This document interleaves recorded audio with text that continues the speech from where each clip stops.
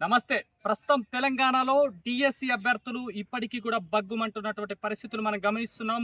తెలంగాణ రాష్ట్ర వ్యాప్తంగా డిఎస్సి అభ్యర్థుల యొక్క నిరసనలు అయితే రాష్ట్ర వ్యాప్తంగా ఒక సంచలనాన్ని అయితే క్రియేట్ చేస్తున్నాయి. అయితే ఈ రోజు కూడా ఉస్మానియా యూనివర్సిటీలో నిరసనకారులను పూర్తి స్థాయిలో కూడా భద్రతా బలగాలు తెలంగాణ పోలీసు బలగాలు పూర్తి స్థాయిలో కూడా వాటిని ఎక్కడికక్కడ అరెస్టు చేసినటువంటి సందర్భాలు మనం చూసాం. అయితే మొన్న విద్యాశాఖ భవనాన్ని ముట్టడించినటువంటి టీఎస్సీ అభ్యర్థులను కూడా సిటీ కాలేజ్ గ్రౌండ్ కు తరలించారు. అక్కడ కూడా నిరసనలు ఆపలేదు.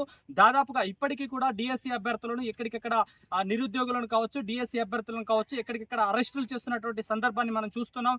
అయితే డిఎస్సీ అభ్యర్థులు ఇప్పటికీ కూడా అసలు పరీక్షలు వాయిదాపై ఒక ఉత్కంఠ అయితే నెలకొంది. ఇప్పటికీ అభ్యర్థులు వాయిదా పడాలి అనేటువంటి ఒక నినాదంతో వాళ్ళు ముందుకెళ్తున్నటువంటి మన పరిస్థితులు అయితే మనం గమనిస్తున్నాం. అయితే ప్రస్తుతం ఒకసారి పరీక్షల గురించి అయితే మనం విశ్లేషణ జరుపుకున్నట్లయితే డిఎస్సి పరీక్షలకు సంబంధించి మే 20 నుంచి జూన్ 3 వరకు టెట్ పరీక్షలు ఆన్లైన్లో నిర్వహించారు. ఆ తర్వాత హాస్టల్ వెల్ఫేర్ ఎగ్జామ్స్ సంబంధించి హాస్టల్ వార్డెన్ సంబంధించినటువంటి పరీక్షలు రాశారు. ఆ తర్వాత డిఏఓ పరీక్షలు నిర్వహించారు. ఇట్లా కంటిన్యూగా పరీక్షలు రావడంతో మాకు సమయపాలన లేదు. ఈ జూలై 18న డిఎస్సి పరీక్ష కూడా ఉంది. కాబట్టి వరుసగా పరీక్షలు రావడంతో మేము చదువుకోవడానికి మాకు సమయం ఇవ్వడం లేదు. దాదాపుగా ఈ డిఎస్సి పరీక్ష ఎంతో ప్రాధాన్యత ఉన్నటువంటి పరీక్ష.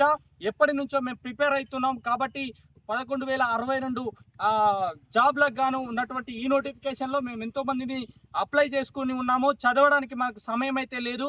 కాబట్టి ఖచ్చితంగా ప్రభుత్వం దిగొచ్చి మా యొక్క డిమాండ్లను నెరవేర్చాలని చెప్పేసి డిఎస్సి అభ్యర్థులు అయితే ఇప్పటికీ కూడా నిరసన చేస్తున్నటువంటి సందర్భాలు గమనిస్తున్నాం. ఎక్కడికక్కడ అరెస్టుల పర్వం కొనసాగుతుంది. కొన్ని చోట్ల అయితే నిరుద్యోగ యువత కావచ్చు, డిఎస్సి అభ్యర్థులు కావచ్చు, ఎక్కడికక్కడ ఆమరణ నిరాహార దీక్షలకు సైతం కూడా మేము వెనుకాడుగో వేసేదే లేదని చెప్పేసి ఇప్పటికి కూడా నిరుద్యోగ యువత చూస్తున్నారు. అయితే 3 నెలల పాటు మాకు పరీక్షలు వాయిదా వేసినట్లయితే మేము చదువుకోవడానికి మాకు సమయం ఉంటుందని చెప్పేసి వాళ్ళు ఒక్కటే డిమాండ్ను వాళ్ళు రేజ్ చేస్తున్నారు. కాబట్టి ఈ యొక్క డిమాండ్తో వెళ్తున్నటువంటి అభ్యర్థులను మనం చూస్తున్నాం. ఇది ప్రస్తుతం తెలంగాణ రాష్ట్రంలో డిఎస్సి అభ్యర్థులకు సంబంధించినటువంటి ఈ యొక్క సమస్య లేటెస్ట్గా ఉంది.